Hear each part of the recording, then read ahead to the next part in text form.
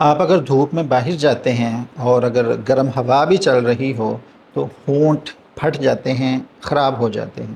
اس کی دو بڑی وجوہات ہیں۔ ایک وجہ تو یہ کہ دھوپ کی وجہ سے ہونٹوں کے اندر سے پانی ایویپوریٹ ہو جاتا ہے، سیلز ڈی ہائیڈریٹ ہو جاتے ہیں، اس لیے وہ خراب ہو جاتے ہیں۔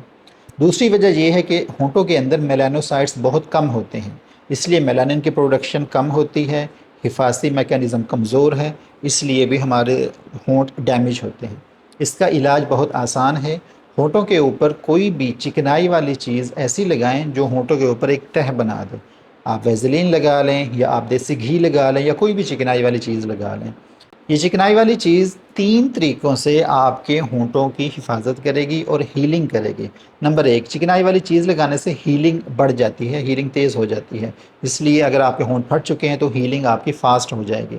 نمبر 2، یہ چکنائی والی چیز ایک تہ بنا دے گی، ایک لیئر بنا دے گی، جس سے سورج کی جو روشنی ہے، وہ لائٹ ہے، نقصان کرنے والی لائٹ، وہ ہونٹوں کی جلد تک نہیں پہنچ سکے گی، ہونٹوں کی حفاظت رہے گی۔